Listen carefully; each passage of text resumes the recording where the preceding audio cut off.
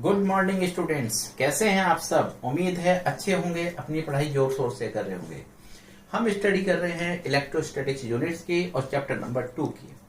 आज जो टॉपिक हम स्टडी करने जा रहे हैं वो टॉपिक हमारे कुछ इस तरीके से हैं: equipotential surface, properties of equipotential surface, relation between electric field and electric potential, potential energy of a system of n point charges, electric potential energy of a two charges system in an external electric field। तो हम बात करेंगे equipotential surface की। Student, हम बात कर रहे हैं इक्विपोटेंशियल में ज्यादा इंपॉर्टेंट हमारा है पोटेंशियल हम ऑलरेडी कैलकुलेट करना सीख चुके हैं। पोटेंशियल कैलकुलेट करने के लिए हमें सिर्फ दो चीज की जरूरत है, वो एक चार्ज चाहिए और एक हमें डिस्टेंस चाहिए। तो फार्मूला क्या है हमारा पोटेंशियल के लिए? V = KQ/R। ये फार्मूला हमारा है, इससे हम कैलकुलेट कर सकते हैं। अब इक्विपोटेंशियल कैसे बनेगा, तो इसकी डेफिनेशन की बात करें तो डेफिनेशन इस तरीके से हम कह सकते हैं: any surface that has same electric potential at every point on it is called an equipotential surface। Student, इसको ज्यादा समझने के लिए हम कुछ इस तरीके से समझ सकते हैं। स्टूडेंट, ये हमारे चार्ज एज्यूम कर रहे हैं कि हमारे चार्ज हैं और हम इन चार्ज से एक पर्टिकुलर हाइट के ऊपर पोटेंशियल कैलकुलेट करेंगे। तो हम यहाँ पर एक ये पर्टिकुलर हाइट ये यूज करते हैं और यहाँ पे पोटेंशियल कैलकुलेट करेंगे हम इसका। स्टूडेंट, ये हम यहाँ से चार्ज एज्यूम किया था, ये हमारा हाइट है और यहाँ पर हम पोटेंशियल देख रहे हैं। तो क्योंकि charge is same, height is same, potential is same, तो ये ब्लैक पॉइंट के ऊपर सब जगह पर पोटेंशियल सेम होगा। अगर हम यहाँ पर इन सबको मिलाते हुए एक सरफेस रखते हैं, तो एक सरफेस रखें तो ये इस तरीके से सरफेस हम इसके ऊपर एज्यूम कर सकते हैं। ये हमारा एक सरफेस आ जाएगा और ये सरफेस हमारा इक्विपोटेंशियल सरफेस होगा। स्टूडेंट, अब हम बात करते हैं प्रॉपर्टीज ऑफ इक्विपोटेंशियल सरफेस की। तो फर्स्ट प्रॉपर्टी है हमारी इक्विपोटेंशियल सरफेस। अभी हमने डेफिनेशन में स्टडी किया है कि at every point potential is same. हमें कहते हैं यहाँ पर no work is done in moving a test charge over an equipotential surface. हमने एज्यूम किया है कि हमारे पास एक इक्विपोटेंशियल सरफेस है। इक्विपोटेंशियल सरफेस के परपेंडिकुलर आपका ये इलेक्ट्रिक फील्ड होगा। हम यहां पर मूव करना चाहते हैं A to B। तो हमने पोटेंशियल डिफरेंस का एक डेफिनेशन पढ़ा था कि potential difference is equal to work done per unit charge. उस डेफिनेशन से बात करें तो delta V is equal to W/Q0। ये हमारा डेफिनेशन है। डेल्टा V कैसे निकालेंगे? ये हमारा इनिशियल पोजीशन है, ये हमारा फाइनल पोजीशन है। तो VB माइनस VA यानी कि potential at B minus potential at A is equal to work A to B/Q0। हमें ये अच्छे से मालूम है क्योंकि इक्विपोटेंशियल सरफेस है, तो potential at A is equal to potential at B। So potential difference 0। Work calculate करेंगे तो वर्क हमारा 0 होगा। स्टूडेंट, हम यहाँ बात करते हैं सेकंड प्रॉपर्टी की। इस प्रॉपर्टी में हमें एग्जाम में क्वेश्चन आता है कि इलेक्ट्रिक फील्ड हमेशा इक्विपोटेंशियल के परपेंडिकुलर होता है। ये हमें प्रूव करने के लिए भी आता है।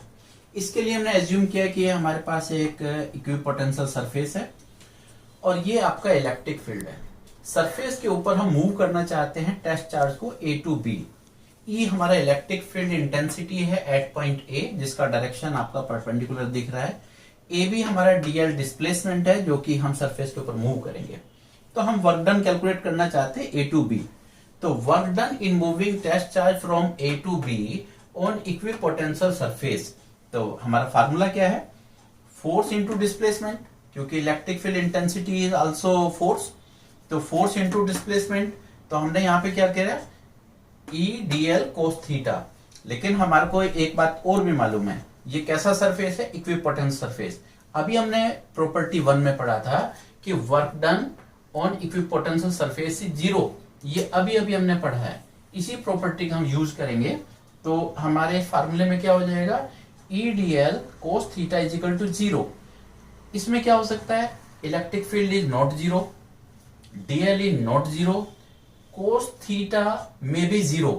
कोस थीटा 0 का मतलब है cos 90 is equal to 0, mean theta is equal to 90। इससे हमें पता चलता है कि इलेक्ट्रिक फील्ड डिस्प्लेसमेंट के परपेंडिकुलर, डिस्प्लेसमेंट सरफेस पर है, इसका मतलब है कि इक्विपोटेंशियल सरफेस के ऑलवेज इलेक्ट्रिक फील्ड परपेंडिकुलर होता है। स्टूडेंट हमारे पास नेक्स्ट है कि equipotential surface single point charge का शेप क्या होगी, किस तरह की शेप आएगी। तो ये होता है concentric spherical surface centre at charge. कैसे बनाएंगे इसको, हमने एज्यूम किया है कि पॉजिटिव चार्ज है, पॉजिटिव चार्ज का इलेक्ट्रिक फील्ड लाइंस हमें निकालना आता है, ये हमने प्लॉट की हुई है। और इक्विपोटेंशियल सरफेस में क्या है, ये जो हमने रिंग बनाई है ये हमारा इक्विपोटेंशियल सरफेस है। अगर ये चार्ज हमारा नेगेटिव होता, अगर ये चार्ज हमारा नेगेटिव हो जाता तो सरफेस में सिर्फ हमारा यहां चेंज होता है कि ये जो डायरेक्शन है ये आपका चेंज हो जाती और इक्विपोटेंशियल सरफेस सेम होता।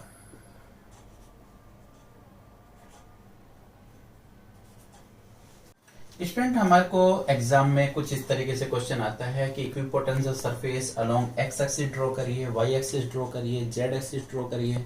मैंने यहाँ पे एग्जांपल आपका अलोंग एक्स एक्सिस ड्रॉ करके दिखाया है। ये मेरा कोऑर्डिनेट है, ये आपका एक्स एक्सिस है, ये आपका वाई एक्सिस है, ये आपका जेड एक्सिस है। और यहाँ पर हमारे पास एक सरफेस है जिस पर चार्ज है, यहाँ से इलेक्ट्रिक फील्ड मूव कर रहा होगा अलोंग एक्स एक्सिस। हमने यहाँ पर एक प्लेन कंसीडर किया है जो कि पैरेलल है वाई जेड प्लेन के और परपेंडिकुलर है एक्स प्लेन के। तो ये जो हमारे प्लेन बनेंगे ये सभी प्लेन पर पोटेंशियल सेम होगा क्योंकि डिस्टेंस इज सेम। तो ये इक्विपोटेंशियल सरफेस है।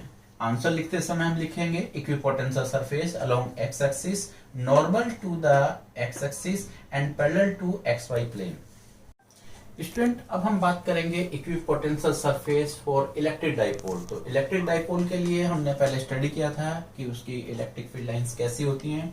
तो हमने ये डाइपोल कंसीडर किया हुआ है। ब्लैक कलर की जो लाइंस आप देख रहे हैं ये इसके इलेक्ट्रिक फील्ड को रिप्रेजेंट करते हैं।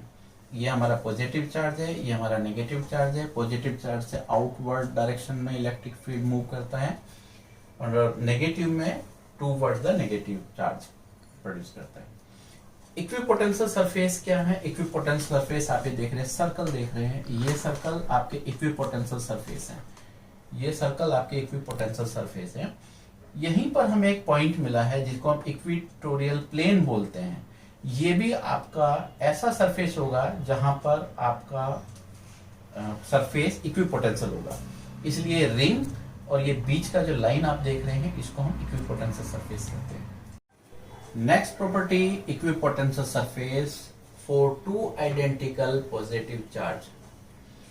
हम इसका डिजाइन करेंगे तो ये देखेंगे कि हमने इलेक्ट्रिक फील्ड बनाने का देखा हुआ था। इलेक्ट्रिक फील्ड ये ब्लैक लाइन से हमने दिखाया हुआ है, लेकिन हमें बनाना है इक्विपोटेंशियल सरफेस। तो ये ब्लू कलर की जो आप रिंग देख रहे हैं ये इक्विपोटेंशियल सरफेस है, ये दोनों साइड में। लेकिन फर्क क्या है कि इसके ऊपर ये कॉमन दोनों इक्विपोटेंशियल सरफेस ये एड ऑन होकर के कॉमन इक्विपोटेंशियल सरफेस भी बनाएगा। ये केवल आपके आइडेंटिकल पॉजिटिव चार्ज में पॉसिबल है। Equipotential surface for two identical negative charges. तो स्टूडेंट बिल्कुल वैसे ही होगा जैसे पॉजिटिव में बना रहे थे, बस हम यहाँ इलेक्ट्रिक फील्ड का डायरेक्शन इनवर्ड दिखा देंगे। बाकी हमारा ये इलेक्ट्रिक फील्ड दिखाने के बाद इक्विपोटेंशियल सरफेस सेम एज रहेगा जैसे हम पॉजिटिव चार्ज के लिए दिखा रहे थे। हमारे क्वेश्चन में कभी कभी पार्ट क्वेश्चन होता है, उसमें पूछा जाता है कि no two equipotential surface can intersect each other. अब ये तो हमें दे दिया उन्होंने कि दो इक्विपोटेंशियल सरफेस एक दूसरे को कट नहीं कर सकते। क्यों नहीं कर सकते? हम ये एज्यूम कर लेते हैं कि अगर वो इंटरसेक्ट करेंगे तो क्या होगा। If they intersect then there will be two value of electric potential at that point of intersection. जहां हम कट करेगा उस कट पॉइंट पर आपके दो पोटेंशियल होंगे और एक पॉइंट पर दो पोटेंशियल पॉसिबल नहीं है, एक पॉइंट पर एक ही पॉसिबल है। इसलिए कभी भी दो इक्विपोटेंशियल सरफेस एक दूसरे को कट नहीं करते।